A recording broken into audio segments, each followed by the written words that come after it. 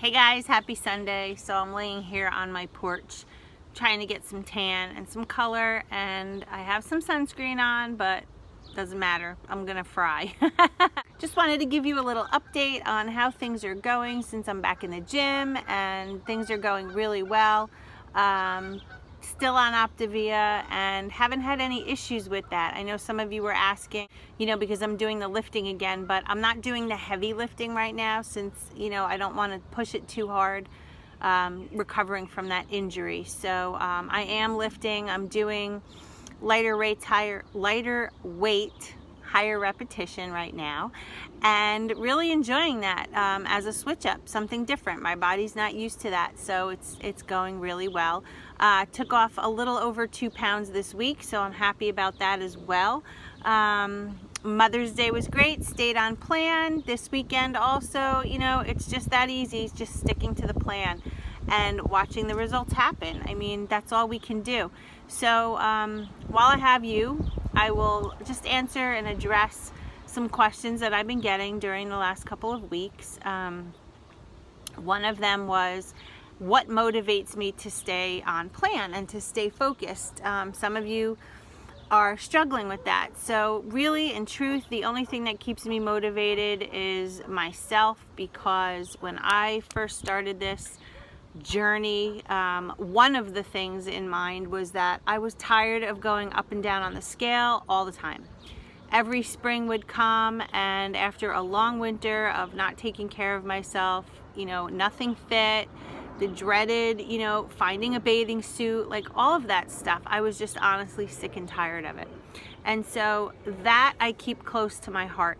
Every time I want to have any kind of desire to go off plan, or to have another cheat meal, which I haven't done since my injury, I really try to reflect on that, and I remember those feelings. Nothing fits, here we go, it's getting warm out, what am I going to wear, I have to still cover up. Like, I hated that, and it's so freeing not to have to do that anymore. So that is something that keeps me motivated. But in all honesty, there's a percentage of diet versus fitness.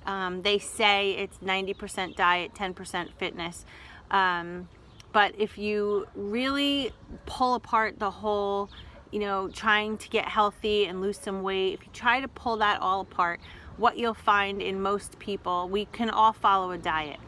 Anytime something's written down for us, we can follow it. It's not difficult to do. My neighbor driving by.